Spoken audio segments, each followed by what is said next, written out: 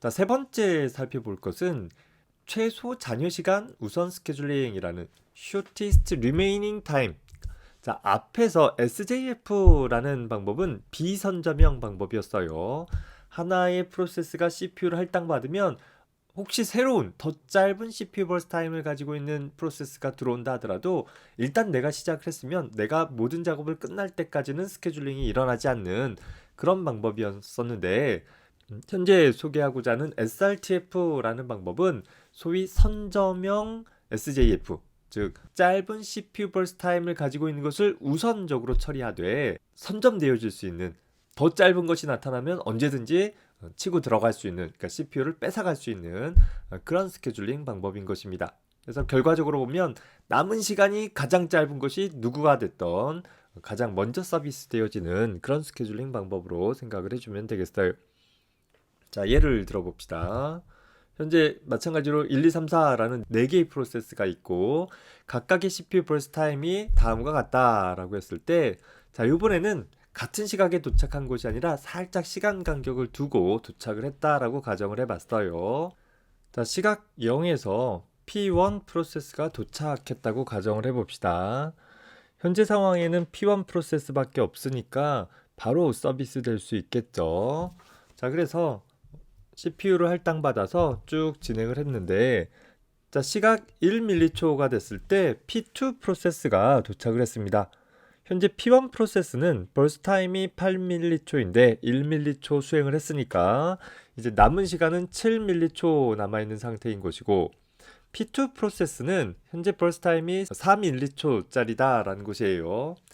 SJF 스케줄링이다 라고 한다면 현재 P2가 도착했거나 말거나 그냥 P1은 자기가 필요한 만큼 쭉 사용을 하면 돼요. 반면에 SRTF 스케줄링은 선점형 스케줄링 방법이기 때문에 어떤 상황이 변하면 새로운 프로세스가 레디 큐에 들어오면 항상 더 짧은 애를 더 빨리 수행시킬 수 있도록 다시 한번 확인을 해보는 거예요. P2는 3mC, P1은 7mC 되어지니까 작업을 P1에서 P2로 바꾸는 일이 필요하구나 라고 판단이 될 거예요.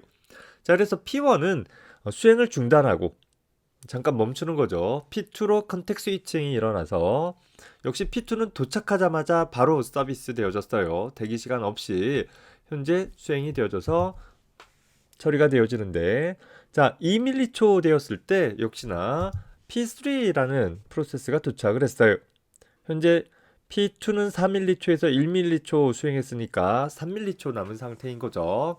자, 그 상황에서 P3가 도착을 했고 현재 스케줄링이 필요한지를 다시 검사하기 위해서 현재 순간의 각각의 프로세스들의 버스 타임들을 확인을 해보면 지금 도착한 P3는 9mC, 아까 최초에 수행했던 P1은 여전히 7mC, 두 번째로 도착했던 P2는 4mC에서 1mC 사용했으니까 3mC 남은 상황인 것이죠. 자, 이 상황에서 누가 제일 짧아요? 여전히 P2가 제일 짧죠. 그러면 컨텍 스위칭이 일어나지 않고 P2가 지속적으로 사용이 되어지는 것입니다.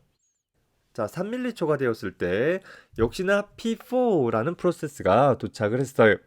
자, 현재 순간에 보면 P2는 전체 4mC에서 2mC 수행되었으니까 2mC 남아있는 상황인 것이죠.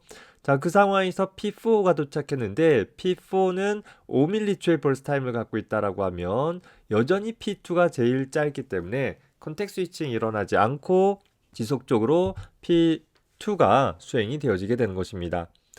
이후 새로 도착한 프로세스가 더 없다라고 한다면 P2는 끝까지 쭉 수행을 완료해 나갈 것이고, 5mC가 되었을 때 최초 도착한 1mC에서 4mC만큼 벌스 타임을 사용을 한 5mC가 됐을 때 P2는 모든 작업을 끝마치게 되는 거죠.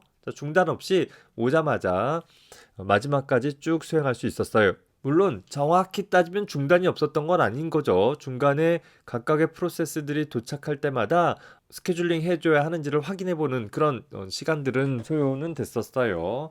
하지만 계속 자기가 선택이 되어져서 계속 CPU를 잡고 일을 수행을 할 수 있는 그런 상황이었습니다. 자, P2가 일을 끝마친 시점, 즉 5mC에서는 이제 P1은 7mC 남아있고 P2는 끝났죠. P3는 9mC, P4는 5mC 남아있으니까 누가 제일 짧아요? P4가 제일 짧죠. 자, 그래서 P4가 선택이 되어져서 수행되어지는데, 자, P4는 언제 왔어요? 3m초에서 도착했으니까 3m초에서 도착해서 5m초에서 서비스 되기 시작했으니까 대기 시간이 2m초가 될 거예요. 그래서 2m초의 대기 시간을 갖고 있는 P4가 쭉 수행을 해나가게 될 것입니다. 5m초만큼 완료를 한 거죠. 물론 또 중간에 새로운 프로세스가 들어오면 더 짧은 애를 서비스하기 위해서 역시 고민을 하겠지만, 추가로 들어온 프로세스가 없다라고 한다면 끝까지 처리가 될 것이고, 자, 10m초 됐을 때 이제 2번과 4번은 다 끝났어요. 1번과 3번이 남은 상태에서 3번은 9m초짜리고 1번은 7m초 남은 상태이니까 누가 더 짧냐? 1번이 더 짧다라는 거예요.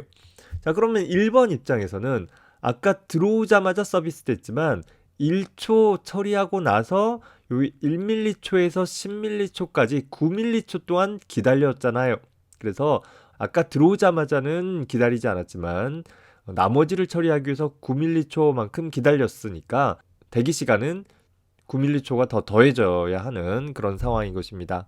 그래서 나머지 7m초만큼 수행이 되어지고 이제 P1도 끝났어요. 그럼 이제 남은 건 누가 남았어요? P3가 남았죠. 자, P3는 2m초에 도착해서 17m초에 가서나 서비스 받게 되어지니까 대기 시간이 총 15m초가 되어지게 될 거예요. 그래서 또 나머지 부분이 쭉 수행이 되어지는 것입니다. 자, 따라서 P1, P2, P3, P4의 평균 대기 시간을 구해 보니까 약 6.5m초 정도 구해지게 됩니다. 자, 만약에 얘를 SJF 스케줄링, 즉 비선저명 방식으로 스케줄링 한다라고 한다면 대략 7.75초 정도가 나타날 거예요. 다시 말해서 비선저명 방식보다는 선저명 방식이 효율성이 좀 더 좋구나라는 것을 볼 수 있습니다. 다만 얘 역시 정확하게 남은 벌스 타임이 얼마가 되는지는 알 수 없는 그런 한계는 있을 것입니다.